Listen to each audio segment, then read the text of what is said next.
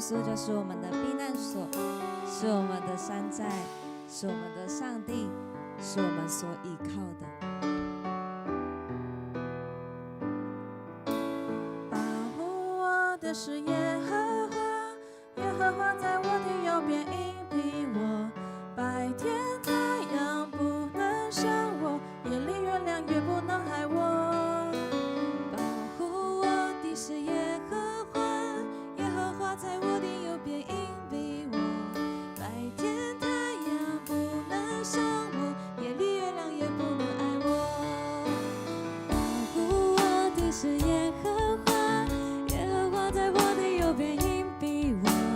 白天太阳不能伤我，夜里月亮也不能害我。保护我的是耶和华，耶和华在我的右边荫庇我。白天太阳不能伤我，夜里月亮也不能害我。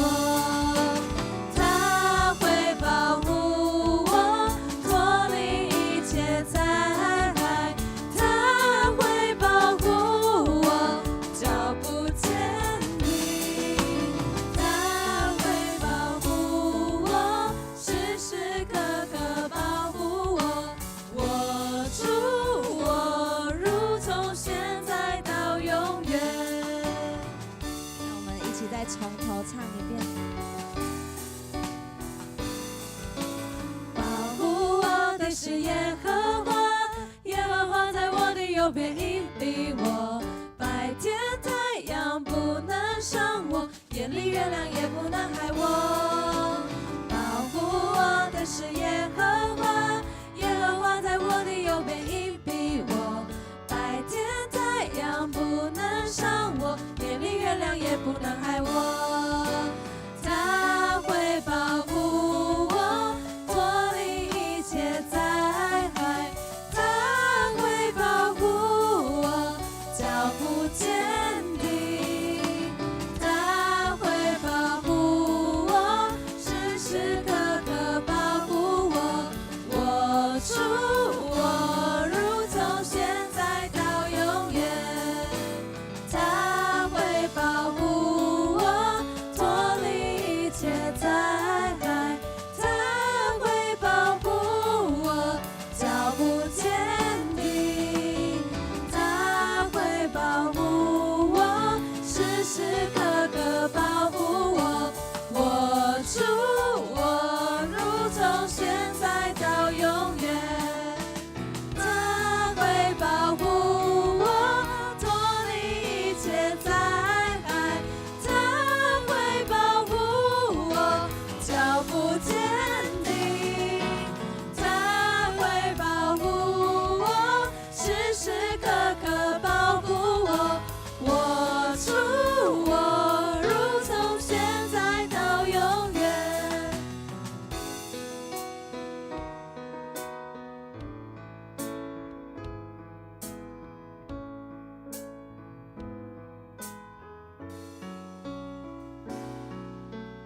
他会保护我，脱离一切灾害。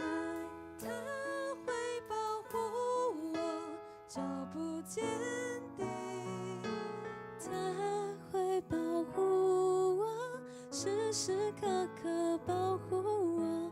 我主我如从现在到永远。我主我如从现在到永远。是的，主，我们的主就是保护我们的主。不管我们出去进来，不论我们走到哪里，我们的主时时刻刻都在保护着我们。是的，主啊，我们愿意来到你的面前。主啊，谢谢你，谢谢你一直的都在保护着我们。谢谢你给我们的一切。主，我们来到你的面前，我们将我们自己献上，求你来充满我们。主感谢你创造这土地，以永恒话语献生命，用恩典的馨香气息祝福这地，让我们全心跟随你带领。主感谢你创造这土地，以慈爱浇灌，以喜乐耕耘，用无数的白昼黑夜孕育这地。顺服的人情，感恩的心情，现在都只愿以基督的心为心。主求你充满我们，来医治这地，痛苦疾病要过去，神迹在运行。主求你充满我们，来转化这地，黑暗权势要离去。主求你充满我们，来医治这地，全地看见你荣耀，你复兴降临。主求你充满我们，来转化这地，全地尊荣你生命，为你而站立。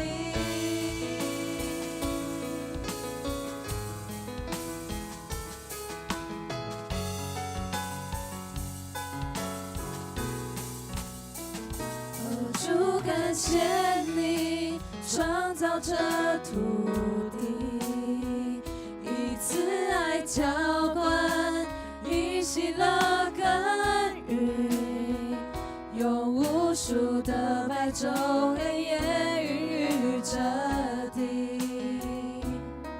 顺服的人情，感恩的心情，现在都只愿以基督的心为心。主求你充满我们，来医治这地，痛苦疾病要过去，神迹在运行。主求你充满我们，来转化这地，黑暗权势要离去。主求你充满我们，来医治这地，全地看见你荣耀，你复兴降临。主求你充满我们，来转化这地，全地尊荣你生命，为你而站立。是的，主啊，从赞美到敬拜你，让我们看见你有很多很多数不清的属性。是的，主啊，你是给我们盼望的主，你是保护我们的主，你是医治的主，你是给我们奇迹的主。哈利路亚！但不止这些，主，你要让我们经历更多更多，你要让我们更多的来认识你。主，我们愿意来到你的面前。所以我要邀请大家，我们一起来为自己来祷告，为自己跟上帝的连结来祷告。让我们一起来到主的面前，将自己完全的摆上，让我们一起单纯来跟上帝来讲话。主啊，我们要为求你来对每个孩子的心祷告。主啊，让我们能够在这年里面，主啊，更加认识神，更加认识你。主啊，求你开我们的眼，开我们的心，开我们的耳。主啊，求你来开我们的口。主啊，让我们用心灵和诚实来敬拜你，来到上帝你的施恩台前，来到神的宝座前。主啊，因为你是昔在、今在、永在、全能的神，你是使无变为有，使水变为酒的上帝。主啊，你是叫那瞎眼的看见，叫那瘸腿的行走。只要使人从死求你充满我们，来医治这地，痛苦疾病要过去，神迹在运行。主主求你充满我们，来转化这地，黑暗权势要离去。主求你充满我们，来医治这地，全地看见你荣耀，你复兴降临。主求你充满我们，来转化这地，全地尊荣你生命，为你而站立。一生祝福永不停息，时代因你爱延续，不求你。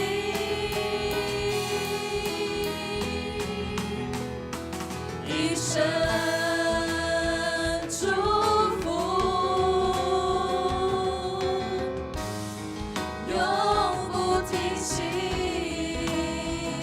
时代因你爱延续，不求你。主求你充满我们，来医治这地，痛苦疾病要过去，神迹在运行。主求你充满我们，来转化这地，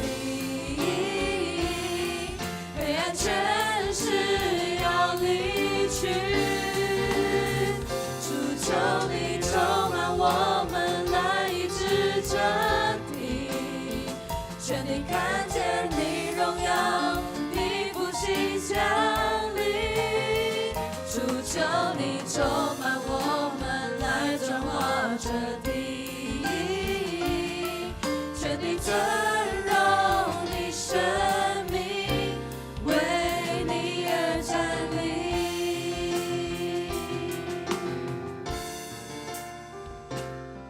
全地尊荣你生命，为你而站立。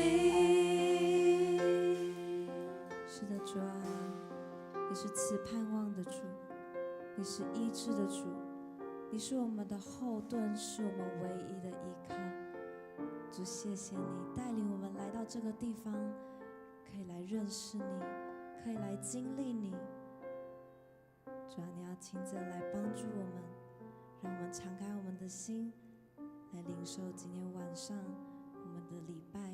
上帝主，你要教导我们的话，求主你亲自来打开我们的心，让我们可以来领受更多更多。祷告是奉靠耶稣基督得胜的名求，阿门。弟兄姐妹请坐。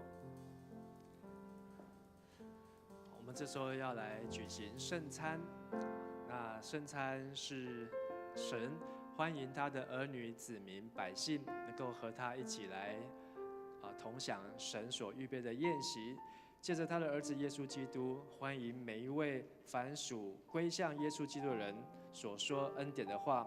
主耶稣说：“我就是生命的粮，到我这里来的必定不饿，信我的永远不渴。凡父所赐给我的人，必到我这里来；到我这里来的，我总不丢弃他。”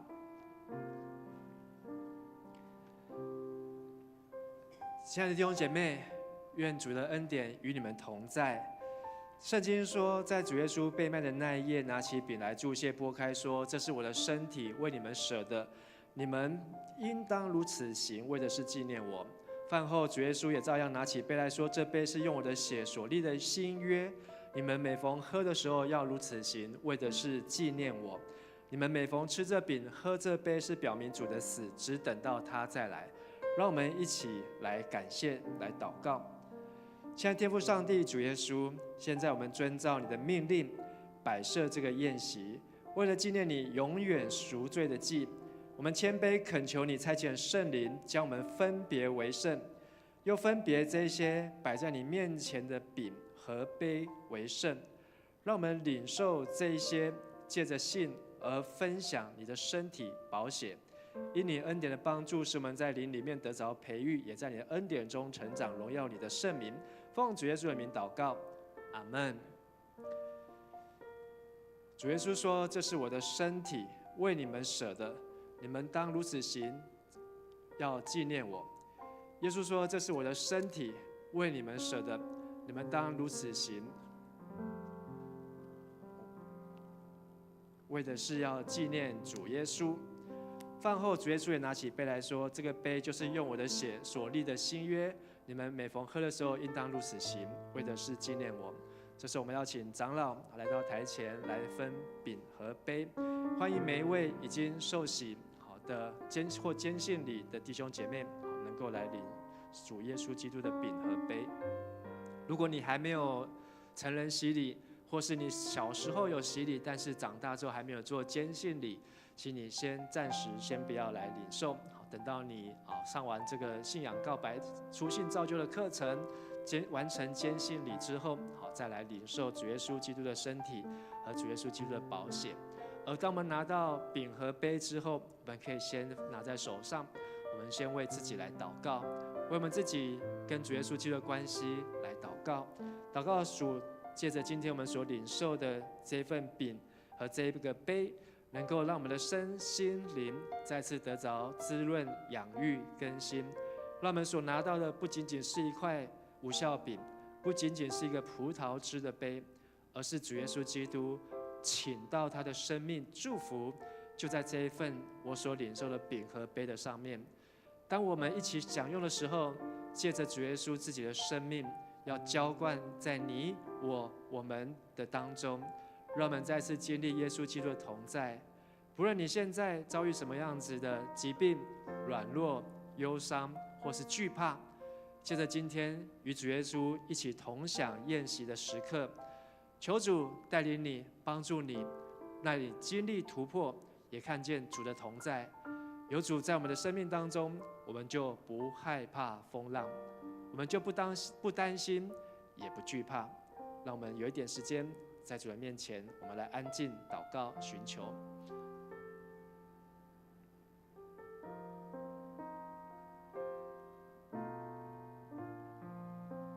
耶稣说：“这是我的身体，为你们的罪舍的，你们应当如此行，为的是纪念我。”耶稣说：“这个杯是新约，是用耶稣的血所设立的，你们每逢喝的时，应当如此行，为的是纪念我。”如果你已经洗礼、坚信礼还没有拿到饼和杯的，可以举个手。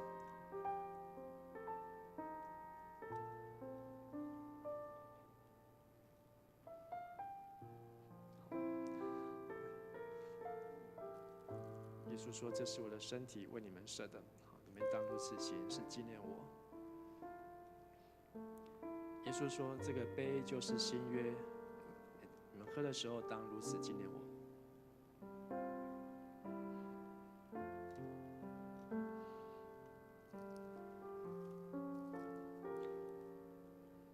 主耶稣说：“这个是我的身体，为你们舍的，你们应当如此行，为的是纪念我。”我们一起来领受。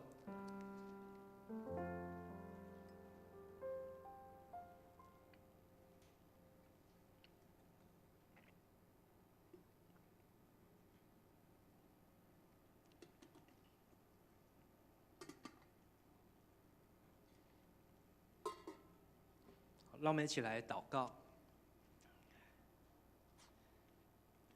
无所不能的天父上帝，我们全心感谢你，因你宝贵的爱，使我们领受你爱子耶稣基督的身体，也是培育我们灵魂真实的食物，天上的灵粮。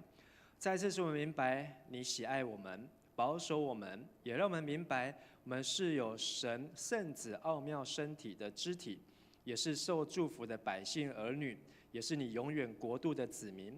亲爱的上主，当我们再次谦卑在你面前寻求，并且再次把自己献上当作活祭的时候，求你鉴察我们，接纳我们，同时请你以慈爱帮助我们，让我们能够持续这与主圣洁的团契，从今以后更能够来荣耀你。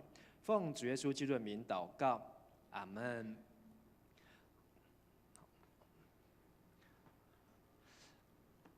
我们接下来要，是奉献吗？好，读经文 ，OK 哦，这个是周六礼拜。我们一起来读今天的经文啊，历代志下第19章，总共有7节的经文，第1节到第7节。好，让我们一起看着荧幕，好，让我们一起来读历代志下第19章第1节，请。犹大王约沙法平平安安地回耶路撒冷到宫里去了。先见哈拿尼的儿子耶户出来迎接约沙法王，对他说：“你岂当帮助恶人，爱那恨恶耶和华的人呢？因此耶和华的愤怒临到你。然而你还有善行，因你从国中除掉木偶，立定心意寻求神。”约沙法住在耶路撒冷，以后又出巡民间，从别是巴直到以法莲山地，引导民归向耶和华他们列祖的神。又在犹大国中遍地的坚固城里设立审判官，对他们说：“你们办事应当谨慎，因为你们判断不是为人，乃是为耶和华。判断的时候，他必与你们同在。现在你们应当敬畏耶和华，谨慎办事，因为耶和华我们的神没有不义，不偏待人，也不受贿赂。”好，这段经文是按照我们每日的读经灵修。好，所以今天牧师要和大家分享的信息是复兴国家的准备。好，复兴国家的准备。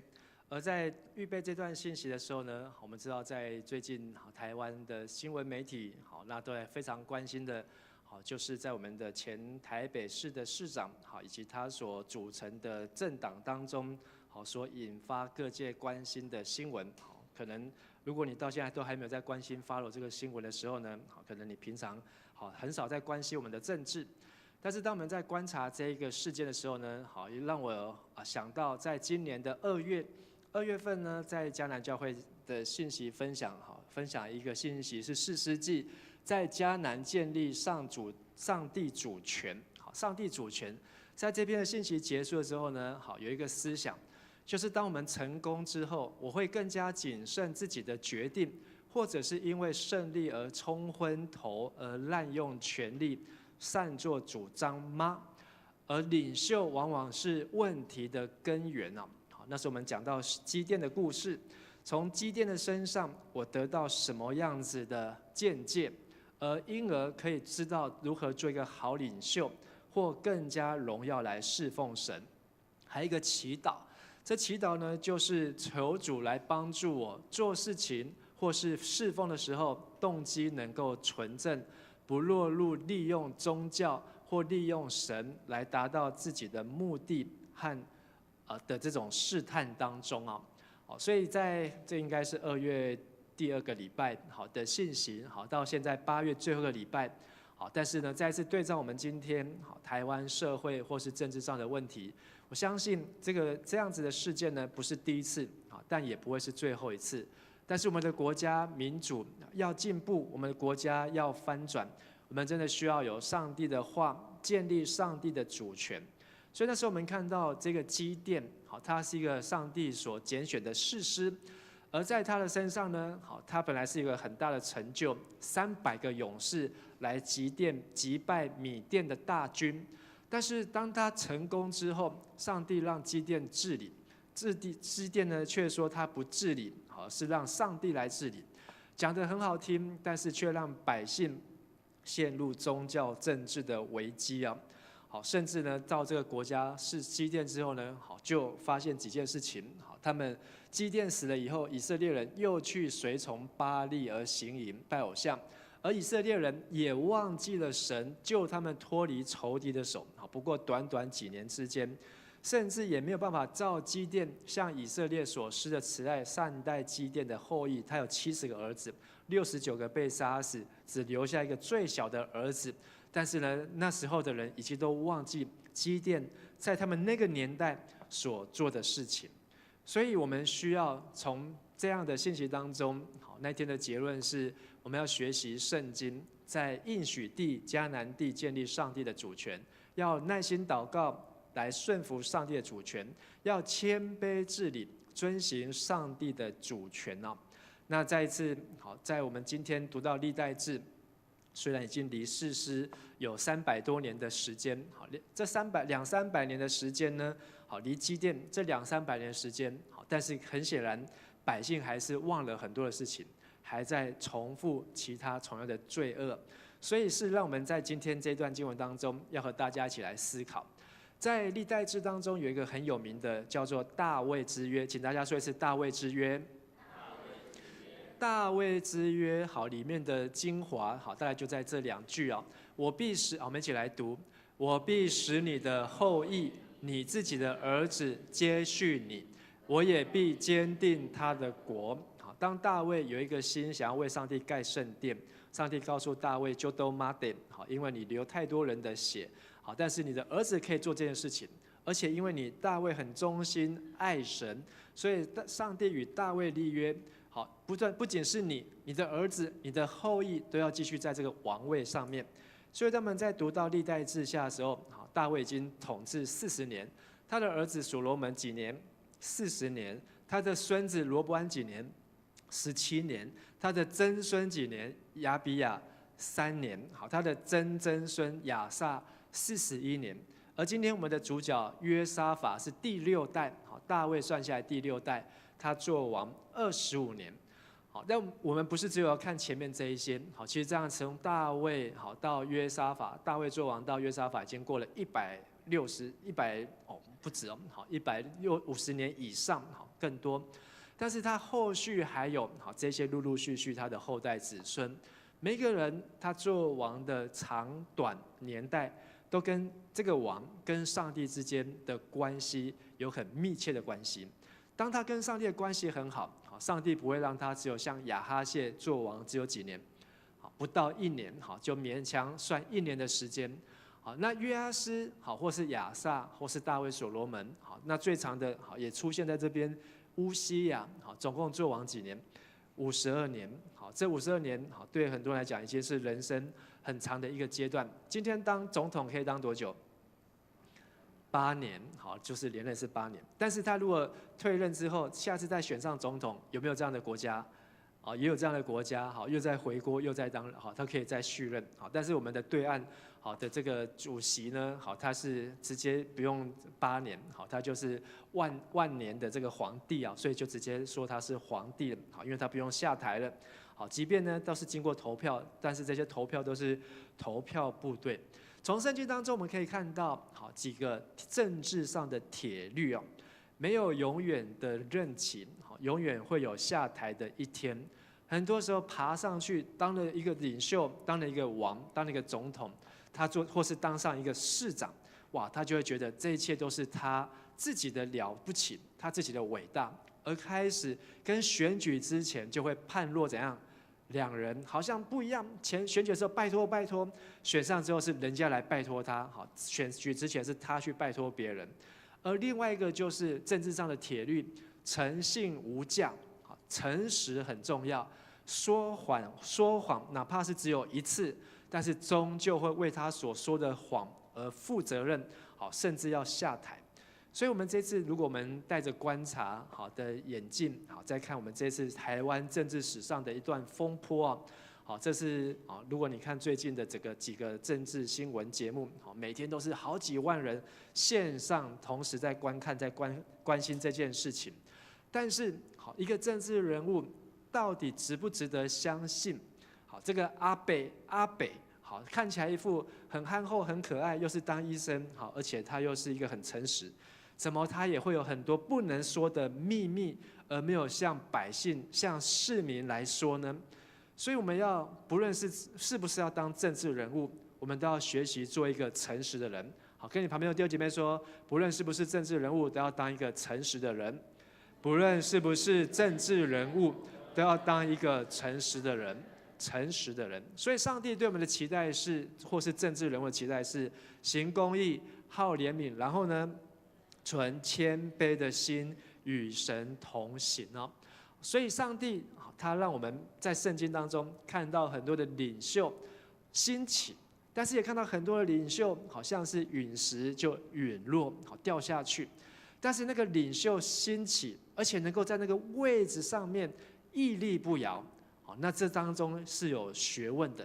所以，亲爱的弟兄姐妹，有一天上帝会使用你成为领袖，不论是在你的班上，或是你的公司，或是你在教会，或是在社区，或在家中。而当上帝让你有机会担任领袖的时候，你要记得圣经的教训，唯有诚实是上策。不要轻易的说善意的谎言，不要捏造杜造事实，更不要骄傲，更不要因为很多事情觉得自己很了不起，被蒙蔽，最后就成为一出的笑话。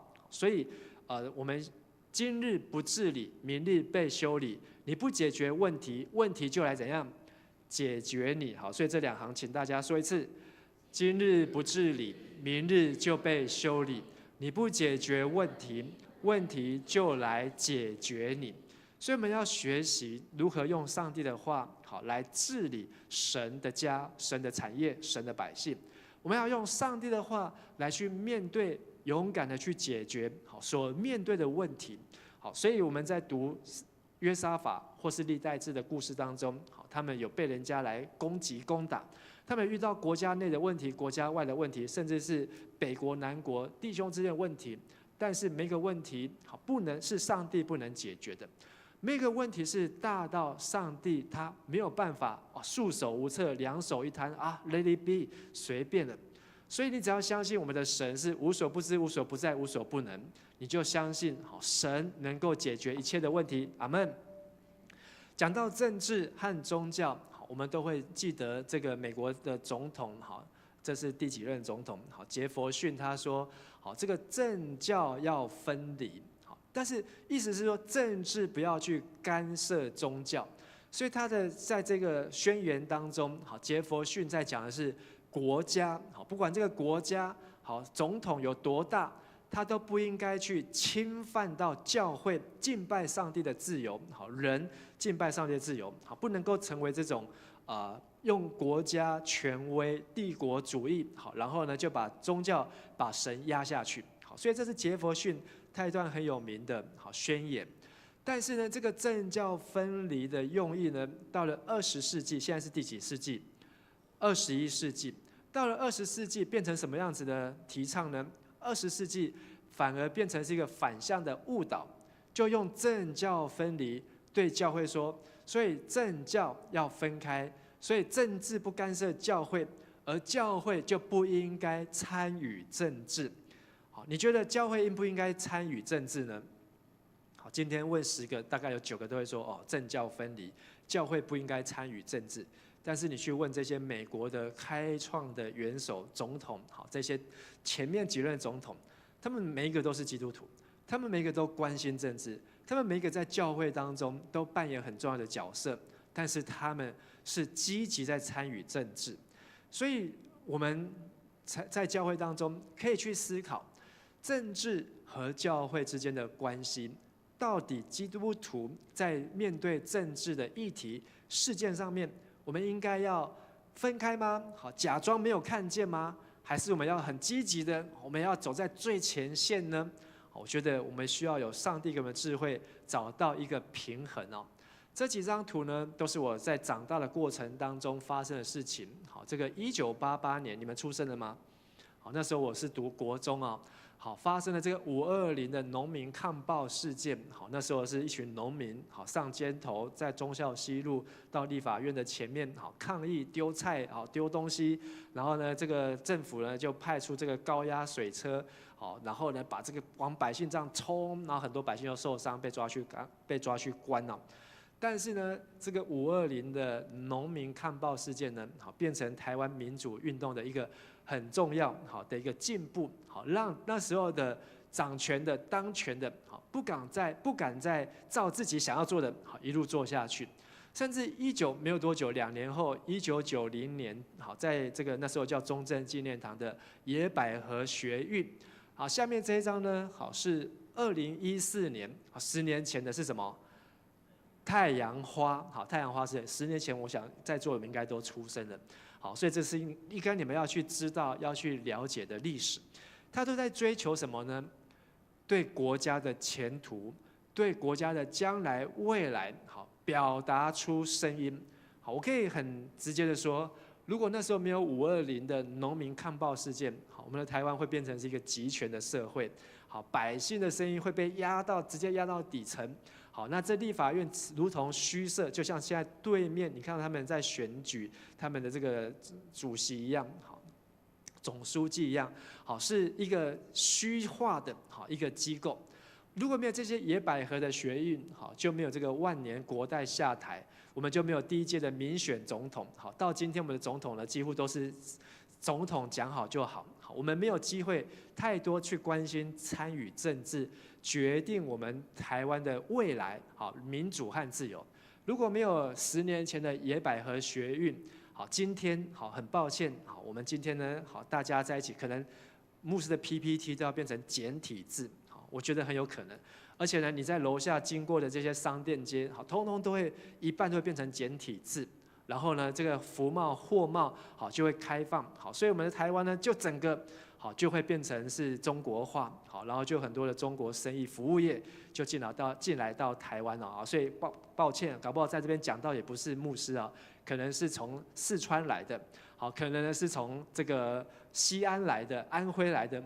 好，都有可能啊，但是因为有人起来关心政治，有人起来关心国家的前途，有人起来为农民来发声。好，那时候我还记得520事件，好，就记得一个立法委员，好，叫做朱高正，好，低沟井，哇，他就是站在那个宣传哄上的那个车子上面，好，这是我国中的时候印象很深，好，因为那时候只有3台新闻可以看，而且看新闻不是24小时的，好，就每天只有晨间新闻、午间新闻、晚间新闻，就这样子，一天只能够看到3次的新闻，所以国家社会到底发生什么事情呢？好，一天只能够等3次，好，然后呢，但是你还是有播出来，所以用那个水枪冲他整个衣服全身都湿掉，好，但是他还在那边冲，好，但是我完全不知道他们到底在干什么。因为学校的老师、公民课本，好，完全不会去提，考试也不会去考，好，所以这是我们上个世纪或是上个年代好的事情。但今天不会，好，今天你们可能看到新闻都可能比牧师还多。今天你们在关心的政治是24小时全年无休，好，但是呢，我们要知道我们如何为我们的将来来决定。好，那如果你这3件事情你都没有参与到，好，那还有一件，今年的5月，这是什么东西？好，这是一只鸟，有没有看到鸟的头在哪里？好，在这里啊，这是它的身体，这是它的翅膀。好，那这个是一个代号了，青岛东路变成青鸟东路，好，变成青鸟行动。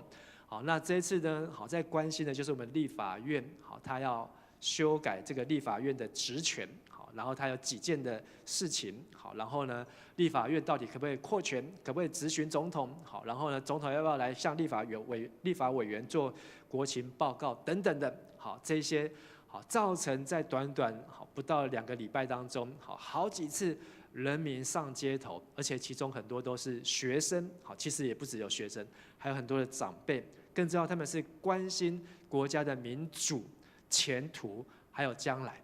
所以讲到这边，好，亲爱的弟兄姐妹、年轻人，好，你们要开学了，好，你们要回到学校当中的，回到你们的课业上面的时候，好，但是呢，我们的国家还是在运转运行，我们需要继续的来为国家祷告，需要继续为我们的社会来守望守护。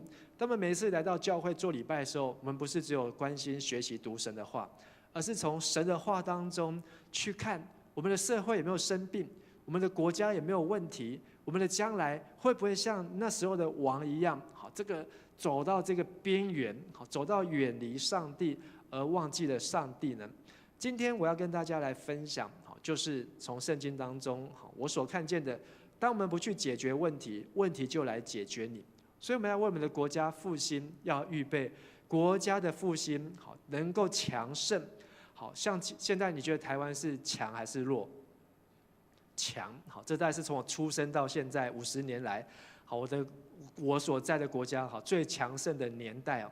好，我们的这个虽然我们的在联合国是没有地位，好，但是呢，却比在联合国还有影响力。好，我们透过我们的科技，透过我们的民主，还有透过我们的文化，好，甚至我们连奥运，好，这么小的一个国家，好，都可以在奥运当中拿到奖牌。体育，好，甚至我们很多各个成就，好，音乐，好，甚至连很年轻的年轻人，好，这个允杰他们学校，淡江高中，好，就有一个毕业生，好，他成为知名的网红，叫做什么名字？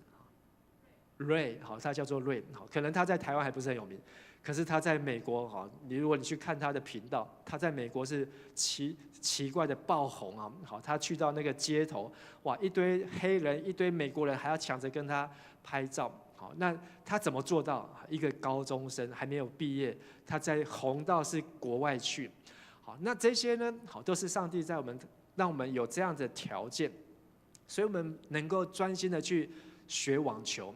你就在那边什么都不用管，好好的打网球。我们可以专心的去学电脑，我们可以专心的去研究我们所喜欢的机械，或是研究我们所喜欢的音乐。但是如果有一天我们的国家不是这么样子的平静，我们的国家像乌克兰一样，乌克兰他们这次有没有参加奥运？有没有拿到奖牌？应该有拿到奖牌。好，但是呢，这个乌克兰好。他们这次有参加，俄罗斯有没有参加奥运？为什么没有参加？因为他们被奥委会制裁，就是他们制裁他们是侵略者，所以他不让俄罗斯的选手去参加。所以这些俄罗斯，我们知道以前拿金牌最多就是哪几个国家？俄罗斯、在中国跟美国这3个在抢。后来呢，美国也很厉害，所以美国砸大钱在鼓励大家学体育，但是俄罗斯的选手就因为他们国家去发动战争，这些选手他们搞不好从国小、从幼稚园就开始栽培体操，因为俄罗斯的体操很厉害，他们说或是这个滑冰，但是呢，就因为这样，他们就怎样错过了4年。如果在下次的4年战争还没有结束，又再错过，他们就直接退休了，他们就失去人生的机会。所以我们今天能够很平顺、很平稳，是因为我们没有陷入到这样子的环境当中。那你说，中国也很多金牌啊，但是中国表面上看起来就是住得不错、吃得不错，好，然后呢，这个生活条件过得不错，但跟台湾最大的差别在哪里？就是有没有民主？你有没有你平民人民能不能够发声？能不能去表达出意见？好，在中国可不可以这样子？好，连香港都不行了。香港已经到个程度是，你连黄色雨伞怎样，好都有问题。好，你连拿雨伞出去都有问题。你的车牌好，你的身份证不是身份证，你的这些身上数字好，如果出现6跟4的组合的话，都有问题。好，开车都有问题哦。好，所以这个是一个敏感的话题。但在台湾，好，你是可以畅所欲言，好，你可以发表，你可以讲你想说的，好，这个是得来不易。但是这些有没有可能会失去呢？很有可能会失去啊。好，当我们的执政者，好，当我们的政治体制，当我们立法院把这个法院的制度一改变，好，连总统讲话都要很小心，质询官员也不能够反质询，好，质询官员还要当官员的上台被质询还要被罚20万的时候。哇，那这一切好，我们大家讲话都要战战兢兢，好，我们就回到过去的年代，好，所以今天我从历代志下17章好到20章，我找了3个约沙法，好，在他执政的期间，而他值得我们学习的。好，第一个约沙法最很重要的事情就是避免错误，他如何做呢？就是在各个城里面教导律法书。我们来读历代志下17章的第3节。约沙法继承他父亲亚撒做王，他发愤图强，对抗以色列。那时候北国南国的关系不好，但是约沙法知道该对的要坚持，错的他就要抵挡，所以他跟北国一直保持距离。第9节我们再来读，他们带着上主的法律书，走遍犹大各乡镇，教导人民。所以他们到各乡镇去，不是去拿奉献袋，好，不是去征税，好，不是去搜刮百姓的钱财，是带着什么法律书，就是那时候年代的圣经。他们带着圣经，王派着3组的人马，好，第一组是官员，第二组是祭司，第3组是利未人。然后呢，他们到犹大各个乡镇去，教他们读创世纪、出埃及记、利未记、民数记、生命记，教导他们会读圣经之后，好，你们就继续教下去。所以为什么要学习圣经？就是要明白对错是非，什么是上帝所喜悦的，什么是上帝所不喜悦的。只要知道上帝所喜悦的就去做，上帝所不喜悦的，好，譬如说北国以色列，上帝已经说了3次，好，这个国家好，真的上帝已经很生气了，所以他就跟他划清界限。所以约沙法透过学习读圣经，还有教导人民读圣经，让自己的国家避免犯错。第二件事情，我们都会犯错，但是面对犯错要怎么办呢？约沙法的做法就是在各个坚固城来设立审判官啊。坚固城的意思，就是它是一个营寨，它就是一个有军队的地方，其实它就是一个有 power 的地方。我们来读历代志下的第9章，5节、6节到7节。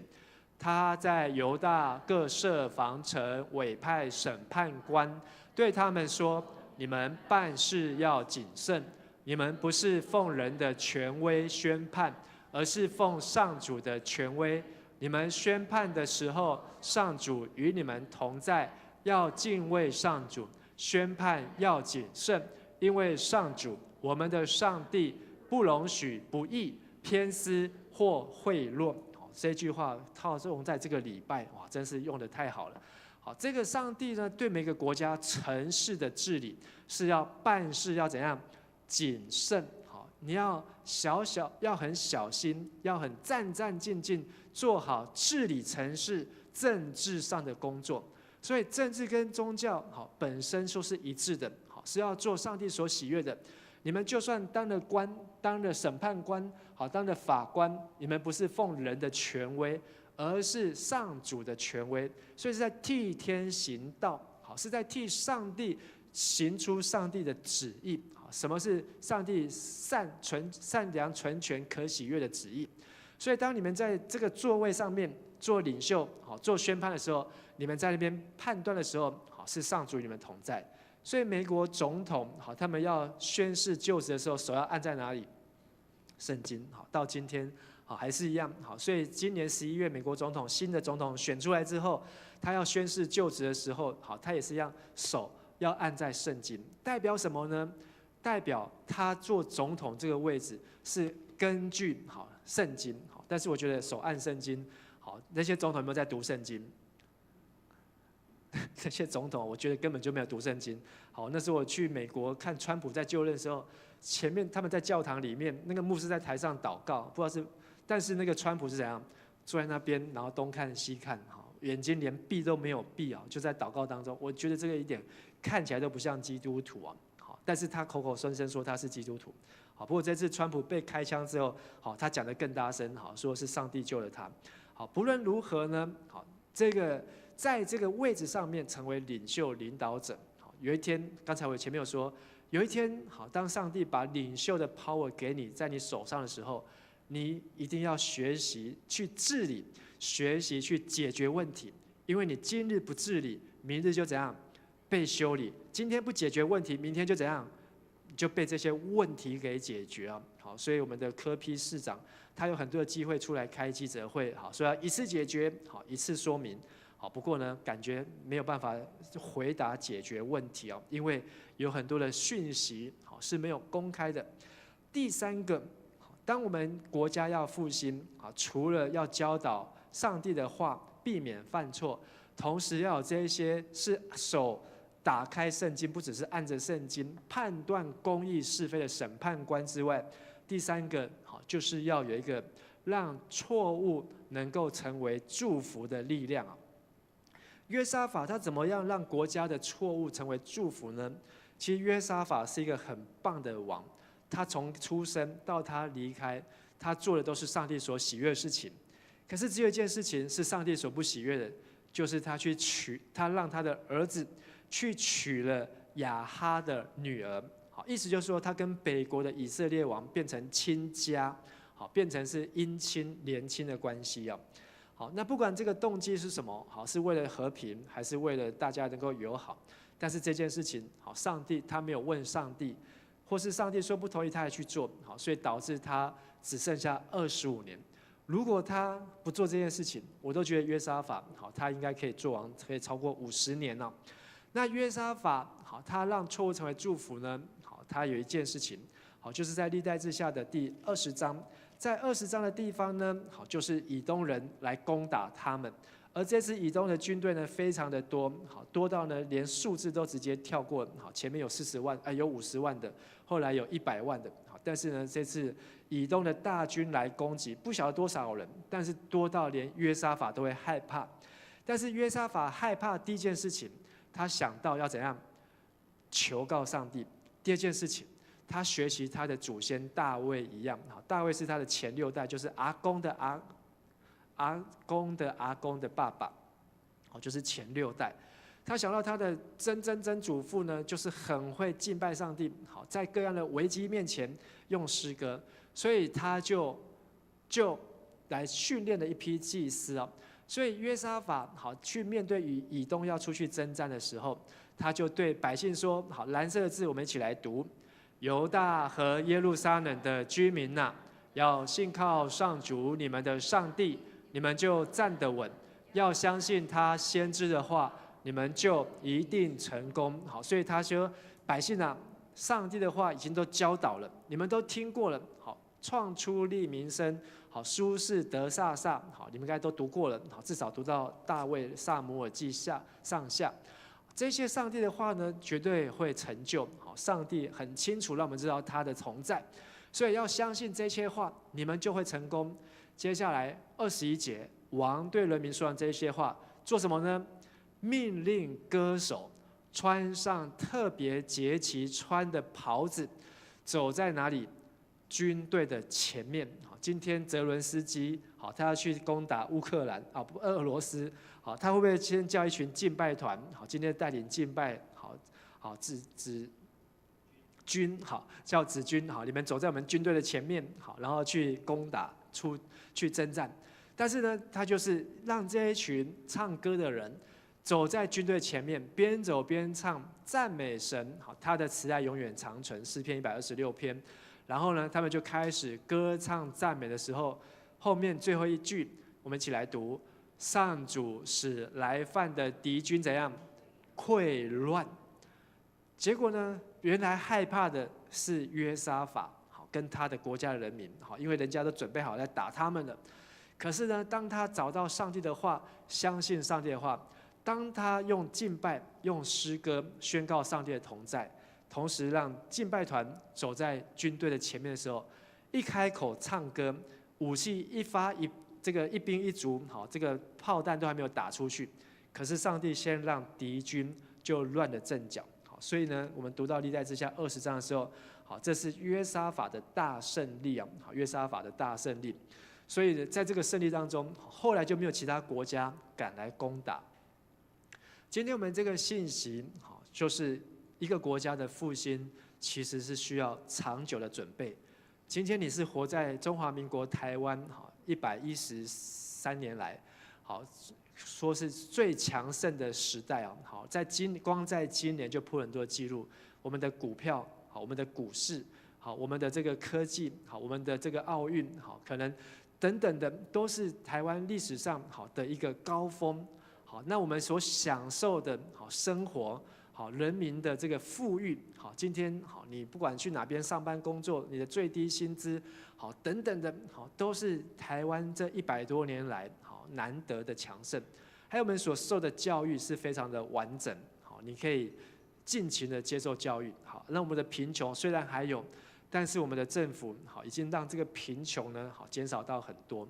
那至于那些为什么还睡在邮局前面的，还睡在光南前面的，好，还晚上没有家可以归的人，好，我觉得他们不是贫穷的问题，好，因为他们手上都还有手机，而且他们手机还可以上网，好，如果你去看这些街友，有的街友他有手机，好，他的手机还可以上网，好，可以上网表示，好，他可能还有电话可以打，好，但是他们有某些的原因，但是我们国家的复兴是历年来我们所承接的，不要把它当成是随随便便应该就有，然后呢就把这个东西当作是很便宜的东西，当作是很廉价的东西。我们今天的自由，今天的民主，哇，反正明天还有，后天还有，出生就有，下一代也会有，好，绝对不是这样。我们要回去看，认识我们的历史，我们要回去看我们的圣经，去明白，去知道，我们要享受我们的今天所有的，好，是因为来自于上帝的话和教导。所罗门王，好，他在箴言第3章，好，我们一起来读第3节，这样子说：请不可使慈爱和诚信离开你，要系在你颈项上，刻在你心板上，这样你必在上帝和世人眼前蒙恩惠，有美好的见证。好，我们不一定都能够成为一国之君，或是成为一个市长。好，但是牧师也期待我们当中有人能够成为桃园市的市长，或是能够成为我们中华民国台湾的总统。好，那如果我们能够有这样机会的时候，不可让慈爱、诚实离开你。众人之事，教会的事情也是众人的事情。我们在学习治理教会的时候，其实在学习怎么样进入社会，进入我们的政治，关心我们的社会和国家。如果他们的教会都管不好，基督徒当然就更没有能力去治理社会国家。但是我们在教会当中，我们能够让教会有秩序，然后井条不这个什么一丝不乱，好，井条有理，让我们的教会好能够都按照规矩次序，而且让每一个人都能够学习读圣经。就像约沙法，他能够派人出去教导各城各地的百姓都来读上帝的话。这在今天当中就很不容易。好，我有去过这个桃园大溪好的这个陵寝，然后还有一个叫大溪行馆。好，那大溪行馆里面呢，好，那是以前蒋介石当总统的时候找到的地，后来他的儿子也在里面住过一段时间。那现在好像要参观里面，好像不是可以随便进去参观，不晓得有什么管道。可是在大溪习馆里面，好，有一次是被火烧了，所以好像里面有改变的。大溪习馆里面呢，好，有一本圣经，好，那一次我去看的时候，哇，让我印象很深。那一本圣经是谁的圣经呢？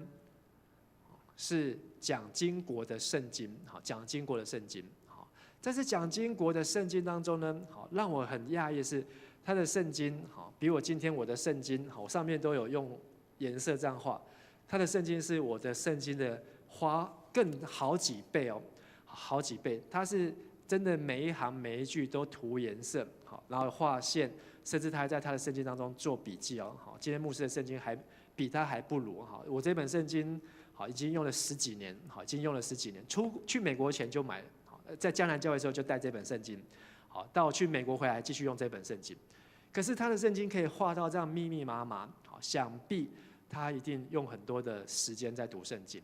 所以蒋经国其实也很得到好在百姓的爱戴，好，只是介于他的父亲，介于他的政治，但是还有介于他可能那个时候的年代当中，好，没有办法很快速的来推动民主。好，但是我们的中华民国的总统当中，第一任总统是谁？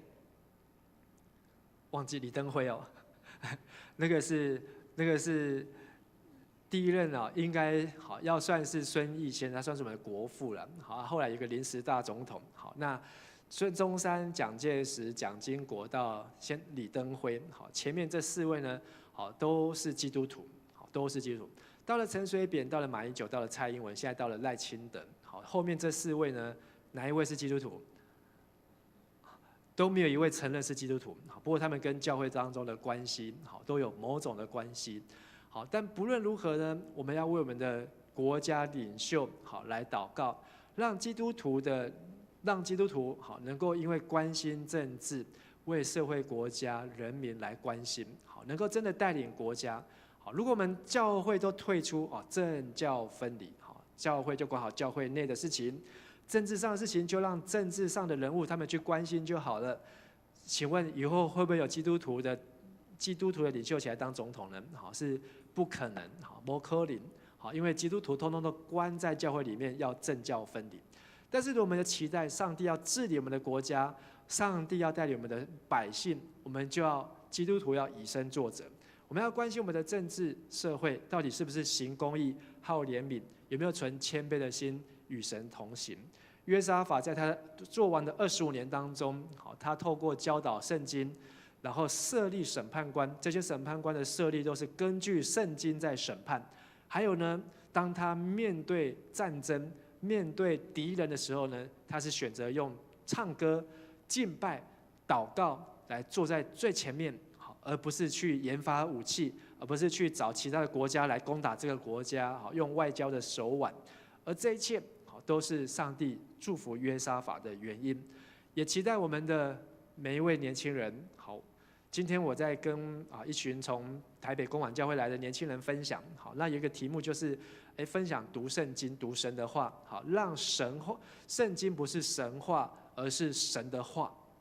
很多时候我们读圣经读了半天，最后合起来都是神话，代表什么？故事。好，你把圣经只是当成是神话，但是呢，圣经应该要读是神的话。好，你要把它读出来，这是神在对我们说话。让我非常这个眼睛一亮的是因为他们这个是台师科大祝福团契的学生，里面有台大学生、师大学生、台科大的学生，还有附近大学的学生。所以他们的程度都相当的好，所以我在说，你们怎么读圣经，然后分享。其中我提到一位让我很压抑，他说今年的暑假，那个学生他现在是台大地理系，然后他辅修资工系，他从地理系，他本来是有兴趣考上地理系，但是他辅修是资工系，然后就双辅系。然后呢，他说他暑假当中做什么？他把圣经的旧约全部读过一遍，然后他就开始分享。他就开始跟我对话。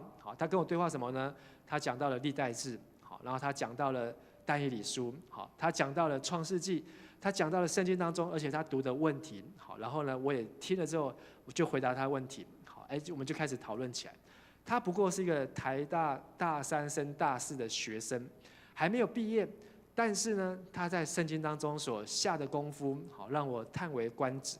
说这个他已经读到的是什么呢？历代志当中，这些人的名字，他们的亲戚关系，为什么上帝是让这个人，虽然他不是上帝犹大的支派的后代，可是透过结婚，他也是成为上帝所拣选的后代。他读圣经已经读到这样的程度，这可能对我们来讲，不是我们很 care 的事情，但是我要鼓励大家，如果没有上帝的话，就没有这个世界，没有这个世界，就没有我们，就没有我们的国家和社会。所以上帝的话是我们的一切，是我们的根基。所以让我们学习约沙法，推动共读。虽然我们现在教会正在推动共读，我知道这对年轻人来讲没有吸引力，或是没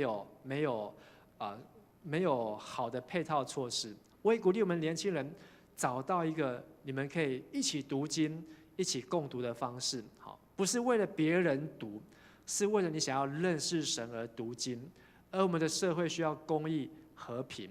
我们的司法，现在就是在检视，到底现在柯文哲市长，他现在是被羁押，他现在被收押的时候，到底合不合乎司法的正义程序啊？现在我们的司法很进步啊，在宣判有罪以前，你都不能够直接控告他有罪，一定要等到司法最后的审判。这个都是很符合圣经的。而我们也就是要学习，因为这次的1月13号的选举，就是3强鼎立，3强鼎立了，造成以前是蓝绿对决，现在是蓝绿白。蓝绿白对决呢，这个伤害呀、冲击呀，造成台湾的社会政治形态意识非常的强烈。这跟你跟我有没有关系？你可能觉得没有关系，但是跟我们生存的环境有关系。而这些政治人物都会犯错。面对犯罪的时候，有时候是看笑话，他怎样被关，我就来放鞭炮。他如果怎么样，我就要请鸡排。然后呢，政治人物蓝绿白都会有这些政治人物，他们踩到香蕉皮，跌滑一跤的时刻。但是我们要检讨的不是检讨他们的笑话，而是检讨我们要如何培育出属于下一代真正行公义、好怜悯的政治人物。更重要的是，我们不是看别人在那边闹笑话，而是我们更积极的，让我们的下一代，他们在公民教育、在诚信这件事情上面，在守法的原则精神上面能够做得更好。我觉得我们台湾社会已经很进步，好，现在过斑马线，好，大家都可以很安全。但是国外是行之有年，好，小时候听到什么国外坐火车、坐公车都没有人在收钱，都是自己怎样，自己投钱，好，这是国外的教育，好，而且是几百年、上千年教育，因为他们的早就用圣经在教导他们，所以他们在国外是不用去，都很相信每一个人都是诚实。好，但是呢，因为现在好商业利益啊、交换条件啊，好，所以各样的贿赂的事情，好，以至于呢，大家开始会想东想西，好，所以我们要学习，让我们的下一代更加有诚信。好，所以请祭拜团来到台上，我们要用这首诗歌来为这3件事情来做回应的祷告，因为我们能够每日共读，好，如同上帝教导我们读经来祷告，让弟兄姐妹好能够有上帝的话成为每天的祝福。第2件事情就是为我们的司法公正来祷告，让我们每一个人民都有追求正义的勇气。最后就是为我们每一天的敬拜生活来祷告，因为你明天就是9月份了，就要开学了，你要进入一个新的征战当中，跟课业、跟时间、好，跟公车、跟捷运、火车赛跑，你有很多的征战要征战，但是你要记得每一场的征战的前面，你可以用诗歌、用唱歌。走在军队的前面，当你一开口唱歌，还记得刚才那句话，最后一句话说什么？上主就使敌军溃散了，上帝就让敌军自己乱了阵脚。所以，我们有一个很大的武器，就是我们可以敬拜神，我们可以来赞美神，我们可以用我们的心灵和诚实来敬拜他，我们就能够成为神的军队。上帝会亲自为我们征战。我们一起起立，从座位上站立起来。我们用这首诗歌来求告我们的神，我们的上帝。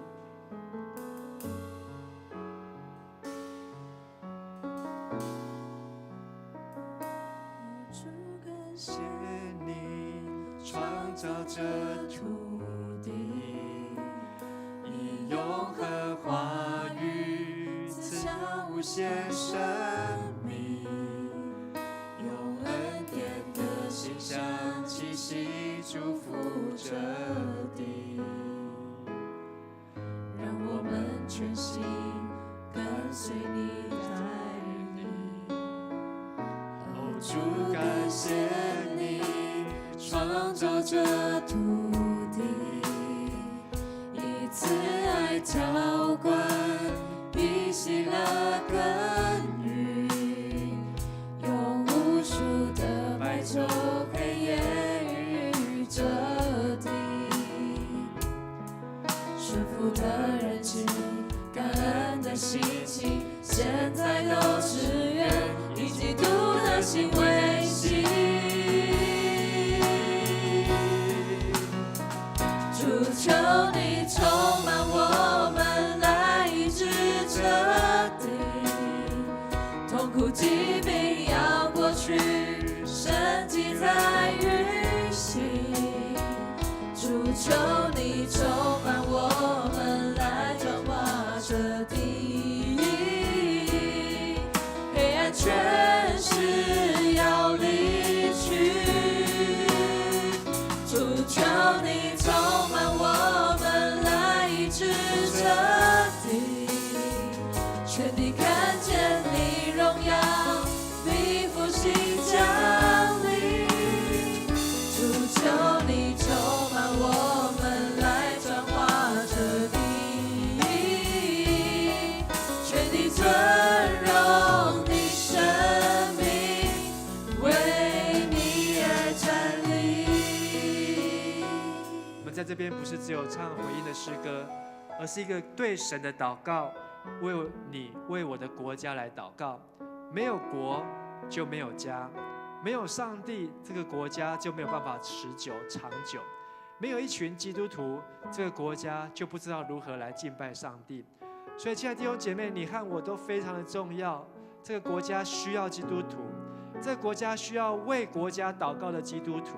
当基督徒也不为国家祷告，当基督徒只顾着吃喝玩乐，当基督徒只知道要满足自己的世界，却不在意身边周遭所发生的事情，社会上所发生的事情，这个国家注定就要由别人来管理治理这个国家，而他们的上帝，他们所拜的神，就要来带领这个国家。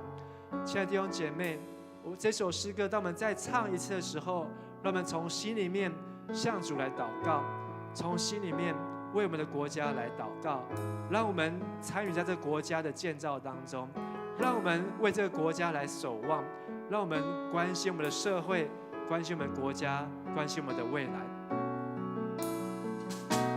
主感谢你创造这土地，以慈爱浇灌，以喜乐耕耘，用无数的白昼黑夜孕育着地，顺服的人情，感恩的心情，现在都只愿以基督的心为心。主求你充满我们，来医治这地，痛苦疾病要过去，神迹在运行。主求你充满我们，来转化这地，黑暗全是要离去。主求你充满我们，来医治这地，全地看见你荣耀，你复兴降临。主求你充满我们，来转化这地，全地尊荣你生命，为你而站立，一生祝福永不停息。时代因你爱延续，无穷地，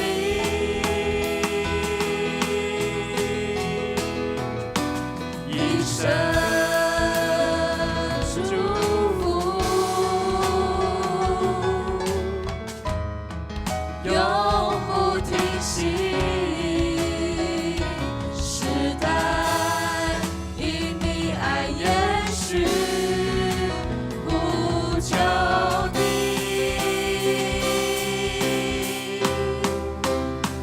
主求你充满我们，来医治这地，痛苦疾病要过去，神迹在运行。主求你充满我们，来转化这地，黑暗全是要离去。主求你充满我们，来医治这地，全地看见你荣耀，你复兴降临。主求你充满我们，来转化这地，全地尊荣你生命，为你而站立。亲爱的天父上帝，我们在这里敬拜你，我们不知道如何让这个国家更好，但是你知道如何让我们的中华民国台湾可以继续的强盛。我们正在经历中华民国台湾最兴盛的时期，但是我们不希望看见它是往下走，而是它可以继续的向下扎根，向上结果。让我们看见下一代要比我们这一代更关心我们的社会，更关心我们的国家，更关心我们的将来。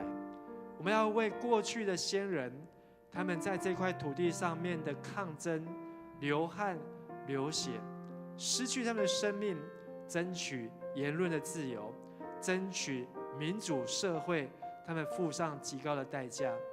而今天，正是因为有民主，让台湾能够得到世界各地的祝福。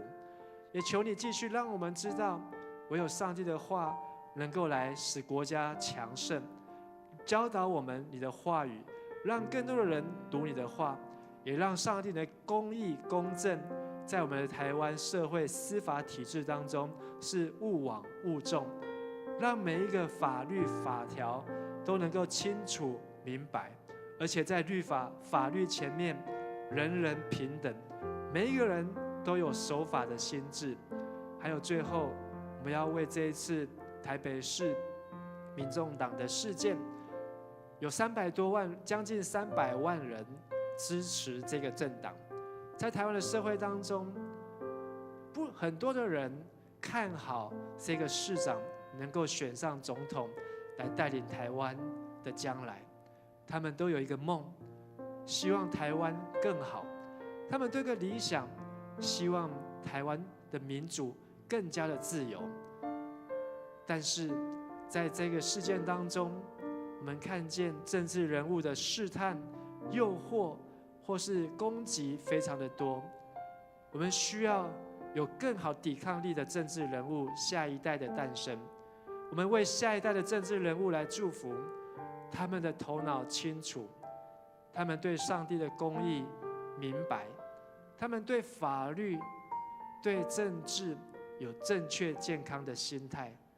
他们即便他们坐上了议员，坐上了委员，坐上了市长，甚至他成为了总统，他们依然不会被动摇，依然不会向偶像、向金钱、向权位来低头。他们能够行公义、好怜悯、存谦卑的心，来与神同行。求主垂听我们在这里的祷告，也求主使用我们当中在教会的年轻人、弟兄和姐妹，也祝福我们在接下来进入新的月份，2024年即将要结束，让上帝你在我们的面前带领我们前面的道路，让我们每一次用诗歌来敬拜你、赞美你，神你就与我们同在，并且使我们大大得胜。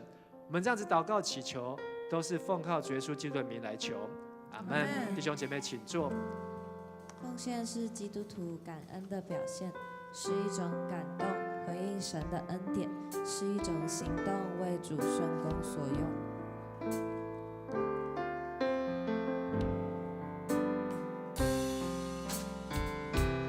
我在这是因你恩典，我在这是因你慈爱，主耶稣，我如此感恩，都因你丰盛恩典。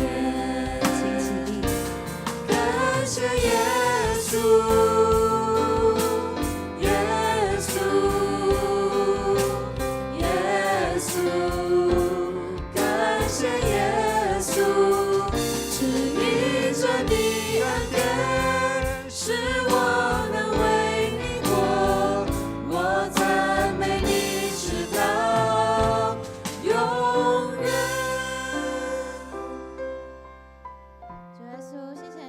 今天都可以来到这里，我们要跟你约定，我们要一生一辈子都遵守你的道。主啊，我们也希望，虽然我们只是这个国家很小的一部分，但我们会很坚定的为你而站立。求你让我们可以真的成为这个国家的祝福，将这一切都交在你的手中，你将我们的时间、金钱都为你所用。求你来继续看顾我们接下来的道路。谢谢耶稣，奉耶稣的名祷告，阿门。哈利路亚！让我们继续来赞美我们的神。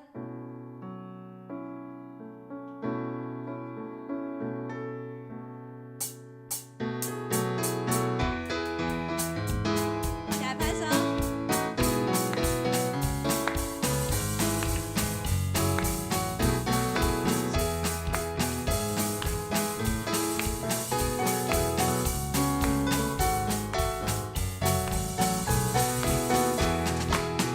主你是卑微。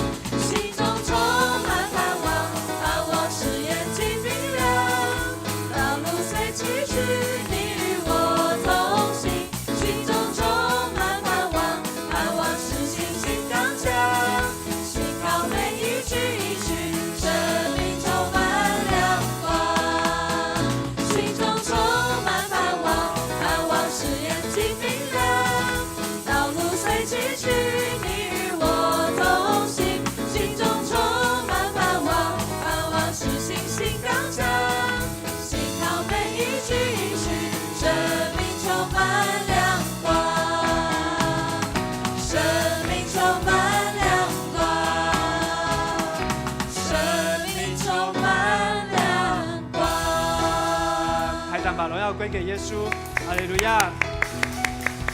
耶稣，我们谢谢你今天晚上带你们在这边敬拜你，你的话语是可信是可贵的，也愿你的话语进入我们的心中，成为我们脚前的灯和路上的光。愿主耶稣基督的恩惠、天父上帝的慈爱、圣灵的帮助与感动，常与你们众弟兄姐妹同在，使你们能够成为神话语的子民和百姓，遵行神的道，从今时直到永永远远。阿门。拍掌再次把荣耀归给耶稣，哈利路亚，请坐。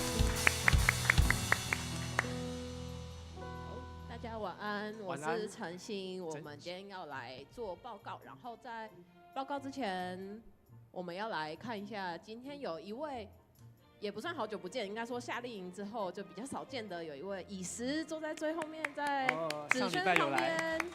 好，上个礼拜拍手欢迎他。好 ，OK， 那你现在才站起来，好，可以坐下来，谢谢。好 ，OK， 然后今天还有其他新朋友，或是很久没有来的朋友，我们没有找到的吗？哦，这位叫做怡君。好，那我们请怡君站起来，然后我们也拍拍手欢迎他。好，那我们就可以坐下，谢谢。好，那我接下来下一页，下一页。好 ，OK， 那今天的话，虽然我知道今天是8月31号，但是主日是9月1号，所以我们就跟着主日一起。那为了庆祝这个9月份的寿星，请问有9月生日的朋友吗？请举手。允杰。恩典吗？你是真的有在举手吗？哦，允杰跟恩典。好，那我们没有9月生日的？还有吗？好，如果有9月生日的，请你到台前来，我们要帮你唱那个，没关系啊，现在不用音控了，赶快先来庆生比较重要。好，允杰也一起来。9月生日的，我陪你们坐在台上。还有吗？不要隐藏，我们都知道你们9月生日，周报上都有。快点，好，没有，真的没有。好。OK， 那我们一起来帮他们唱生日快乐歌。祝你生日快乐！还有小龙，祝你生日快乐！恩典，你过来。祝你生日快乐！祝你生日快乐！好，英文。Happy birthday to you. Happy birthday to you. Happy birthday, happy birthday, happy birthday to you. 生日快乐！我们请牧师为他们做祝福。我们来为9月还有可能不在我们当中在线上参加的，我们也为他们来祝福。亲爱的天父上帝，我们为在这个月出生的青年弟兄姐妹们、孩子们，为他们来献上感谢。谢谢你让他们成为我们的肢体，成为我们的弟兄和姐妹。也谢谢你透过他们的父母亲养育他们，让他们能够得到好的看顾照顾。也谢谢你因为有他们，世界更美好。愿上帝祝福他们在这一年当中能够经历上帝你的祝福，在智慧、身量、爱神的心和众人所喜爱的心都能够不断的成长。让他们在这一年当中经历上帝奇异的恩典，所到之处都有上帝同在。同心献他们感谢、祷告、祝福，奉靠主耶稣基督的名求，阿门。好，生日快乐！谢谢2位寿星，可以下台了，谢谢。回。好，那我们就下一项报告。下一项。哦，好，那我们要邀请我们那个嘉青的小组长要来帮我们报告这个嘉青的活动。Hello， 好，大家好，我是嘉青的那个组长，我叫敏媛。然后这边要再就是小说一下，就是我们的原本的那个格数露营原本是下礼拜5的晚上开始，但是因为我们的刚好好巧不巧，我们的那个大一的就是即将的新生几乎都没有办法参与我们礼拜5的时间，所以我们就改成礼拜6。对，礼拜6几号呢？我看一下，礼拜6几号？9月7号的样子。9月7号，没错，9月7号的我们就有下午茶的时间，以及我晚上的活动。